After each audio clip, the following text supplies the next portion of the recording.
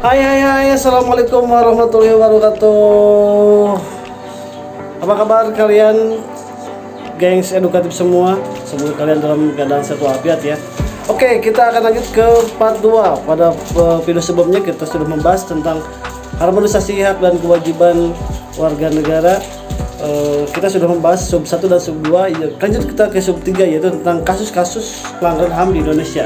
Nah, a few moments later, a few inches later, 2 hours later, 1. timbulnya kasus pelanggaran itu karena ada penyebabnya. Nah, apa penyebabnya? Tentunya sangat banyak sekali faktor-faktornya, tapi yang bisa kita garis bawahi yaitu faktor penyebab terjadinya kasus pelanggaran HAM itu ada dua, yaitu faktor internal juga faktor eksternal.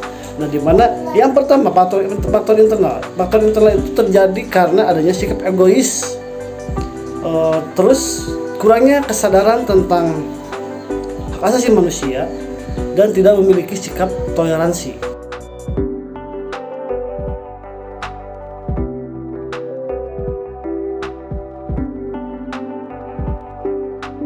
Sedangkan dalam faktor eksternal itu diantaranya penyalahgunaan kekuasaan, ketidaktegasan aparatur penegak hukum, penyalahgunaan teknologi, kesenjangan sosial dan ekonomi yang sangat tinggi, termasuk faktor lingkungan. Nah, tentunya itu semua sangat berpengaruh terhadap manusia ya, baik itu faktor internal maupun faktor eksternal, sehingga terjadi kasus-kasus pelanggaran yang sebetulnya tidak diinginkan. Adapun contoh-contoh kasus pelanggaran HAM yang terjadi di Indonesia itu sangat banyak sekali. Yang terberat itu ada 9 kalau yang terlama ya. Yang pertama adanya kasus pembantaian genosida yang dilakukan oleh Partai Komunis Indonesia atau PKI pada tahun 1965 sampai 1966. Dan yang kedua adanya kasus-kasus dalam penembakan misterius di gereja Petrus pada tahun 1961 sampai 1985. Pembantaian Tanjung Priuk yang terjadi pada tahun 1984 sampai 1987. Yang kasus keempat yaitu adalah adanya pembantaian Santa Cruz di daerah Dili. Lanjut ke kasus pembunuhan, yaitu yang pembunuhan Marsiah, seorang buruh ya, pada tahun 1993. Ada juga kasus penembakan dan penghilangan mahasiswa Trisakti pada tahun 1998. Lanjut kepada kasus-kasus yang terjadi itu yang ke-7, ada penembakan Semanggi pada tahun 1998 dan 1999. Ada juga yang yang terbaru itu di pembunuhan di Wamena pada tahun 2003, dan yang masih saat ini menjadi rahasia umum terkait pembunuhan aktivis hak asasi manusia yaitu Munir yang terjadi pada tahun 2004. Next, pada selanjutnya yaitu upaya penegakan hak asasi manusia. Bagaimana upaya pemerintah dalam menegakkan hukum HAM di Indonesia? Nah, tentunya pemerintah Indonesia berupaya menegakkan hukum dalam kasus pelanggaran HAM di Indonesia, yaitu salah satunya dengan adanya pembentukan Komnas HAM yang dibentuk pada 7 Juni 1993, Kepres nomor 50.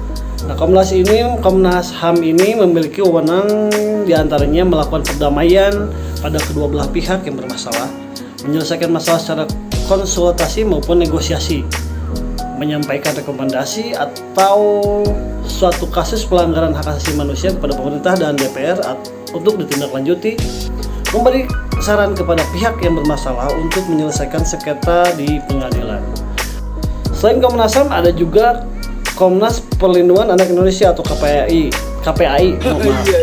Ada juga Komisi Nasional Anti Kekerasan Terhadap Perempuan dan juga ada Komite Nasional Perlindungan Konsumen dan Pelaku Usaha serta Komisi Kebenaran dan Rekonsiliasi Nasional atau KKRN.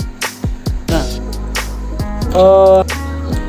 upaya pemerintah dalam penegakan HAM itu juga dituangkan dalam pembentukan instrumen hak asasi manusia.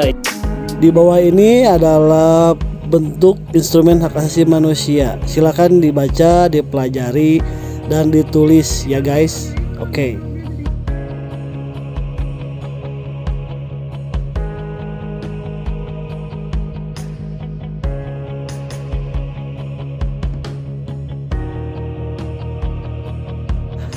Selain itu, ada juga pembentukan pengadilan hak asasi manusia. Nah, pengadilan hak asasi manusia itu memiliki tugas dan wewenang untuk memeriksa dan memutuskan perkara pelanggaran hak asasi manusia yang sangat berat. Di samping itu,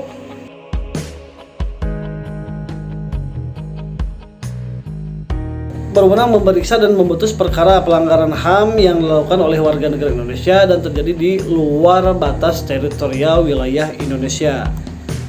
Nah, bagaimana upaya penegakan hukum dan kasus-kasus pelanggaran di Indonesia? Nah, ada upaya pencegahan. Yang pertama yaitu dengan cara menegakkan supremasi hukum. Yang kedua, menegakkan demokrasi, meningkatkan pengawasan, meningkatkan kerjasama, sosialisasi hak asasi manusia, meningkatkan kualitas pelayanan publik, dan yang terpenting adalah meningkatkan profesionalisme lembaga keamanan dan pertahanan negara. Di samping itu, kita juga harus membangun harmonisasi, yaitu dengan cara menghindari diri dari sikap egois atau terlalu meninggikan diri sendiri ya. Nah, kita sebagai warga negara dari bangsa dan negara yang beradab sudah sepatutnya dan sudah sepantasnya sikap dan perilaku kita itu harus mencerminkan sosok manusia yang beradab, beretika, berakhlak karimah, selalu menghormati keberadaan orang lain, baik itu secara kafah di lingkungan, keluarga, di sekolah, di masyarakat, berbangsa, bernegara, bahkan di media sosial. Intinya adalah kita harus menjaga sikap dan bijak dalam bercakap. Oke. Untuk selanjutnya ada tugas mandiri buat kalian. Cekidot ya, ada di deskripsi untuk tugasnya. Oke, terima kasih. See you. Wassalamualaikum warahmatullahi wabarakatuh.